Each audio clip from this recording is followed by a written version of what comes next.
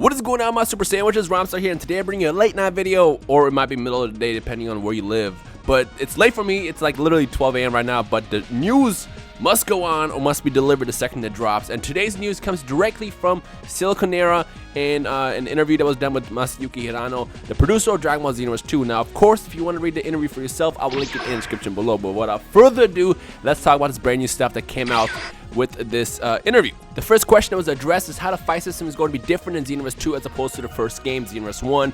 And the full answer is on the screen right now, but basically what it says is there's two key features that are being introduced. One is for runners.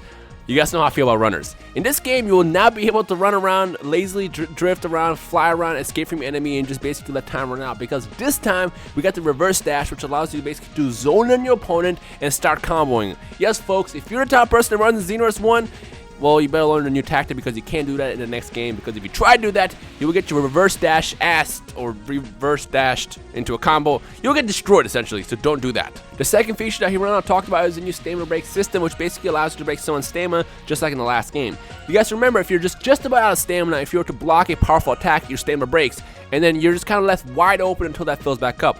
Well, from the sounds of it, there's no details on how it works yet. From the sounds of it, there's a new way to break someone's stamina on Xenoverse 2, so to those who rely on snap vanishing and basically just using high levels of stamina, you have to be careful, because if you do the wrong move, you get your stamina broken and get completely destroyed by someone's combo. So I'm curious to know how that works. Of course, once we get details on how that actually works, I'll let you guys know. But for now, get excited because you can't run and you can't completely rely on stamina in the next game, which is exciting news.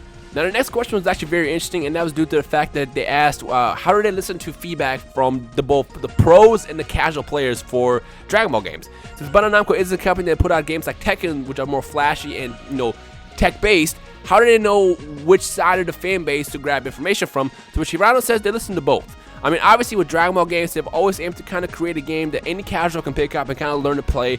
But if you're good at fighting games, you can get good at this. And that's pretty good news. I mean, when Xenoverse came out after the shitstorm that was Battle Z and Ultimate Tenkaichi, they clearly showed off that they were more focused on creating a game that casuals can pick up, but also those who are good at can get good at. So that said, Xenoverse 2 once again is going to aim to please both the casuals and the pro players. And again, with all these new features introduced, such as being able to stop runners and break someone's stamina more easily, I'm curious to know what the learning curve is going to be in the next game. But hey, the only way to find out is to play it, so I guess when we get more information and more gameplay, it's hard to figure out, how different Xenoverse 2 is going to be, so let's keep an eye out for that.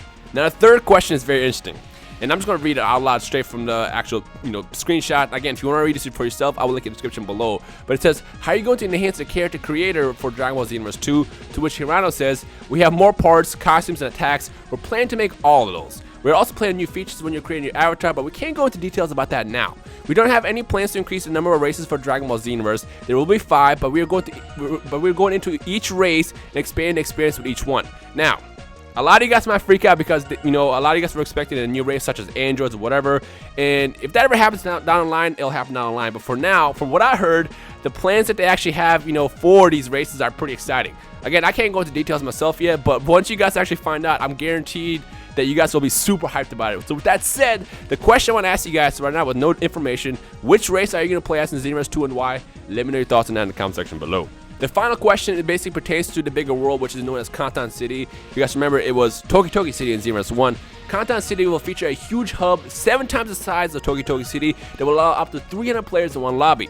And Hirano says, you probably have seen this earlier, but you can fly around Kantan City. We also have side quests where you can go to different areas like Frieza's spaceship or Planet Namek, which is cool stuff. You can actually go to more than just Kantan City.